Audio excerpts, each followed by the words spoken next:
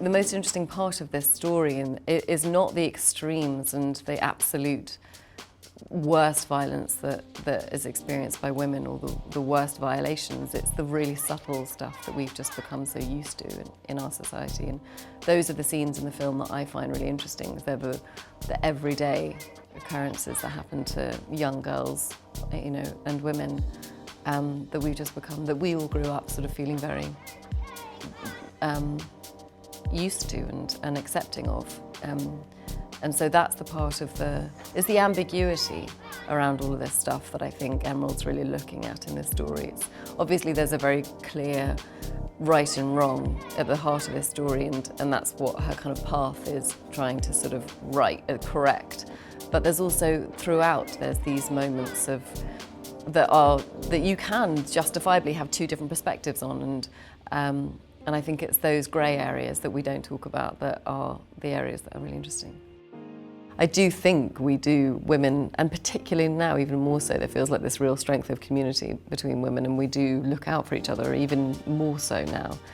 And I think, so that's what sort of struck me as being most kind of affecting about the film, is this idea of us kind of, looking after each other a bit more. Promising Young Woman, well, it's about a 30-something woman who started her sort of career as a want-to-be doctor and had to leave it all and sacrificed it for her friend, to protect her friend who had a terrible thing happen to her. And you're meeting this character 10 years later, and she's still living very much in the centre of the trauma of what happened to her, but she's trying to find a way through it. And her way through it is to sort of, one by one, correct injustices and school men on how to behave appropriately. I think she's just got this unbelievable loyalty that, you know, 10 years later, she's not let go of what happened to her friend. And that sisterhood, I just thought was really beautiful, and having really close female friends. And I remember Emerald saying to me when we met, you know, what would you, I'm sick of sort of machete and lipstick films, girls on revenge paths. Like, what would you actually do if your friend was wronged like that? What lengths would you actually go to for your friend? And I think it was that combination of it being a film about women standing up for each other, but also that sort of loyalty to just like standing by someone and doing something in their memory, no matter what. She's going out at night, she's pretending to be drunk, she's not drinking at all. She's alone, and she's allowing herself to be rescued by a man. And she waits until she doesn't ever advance the situation with the man. She doesn't give them any signals that she is trying to end up in any kind of sexual scenario with them. She's blackout drunk, kind of lolling all over the place.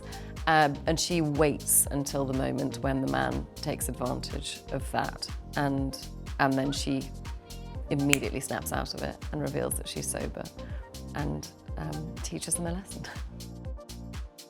Laverne's just, she's got a very quick sense of humour, but she's got such a warm heart. And I think, you know, Cassie, particularly in the coffee shop, everything's quite held back, and she's sort of staring at the world through her fringe, and she's very standoffish with Ryan when she first meets him. And I think Gail,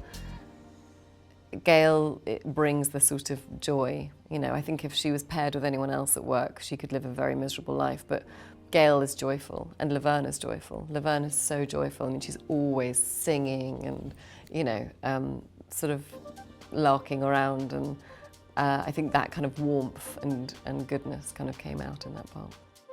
It's been so problematic working with Bo.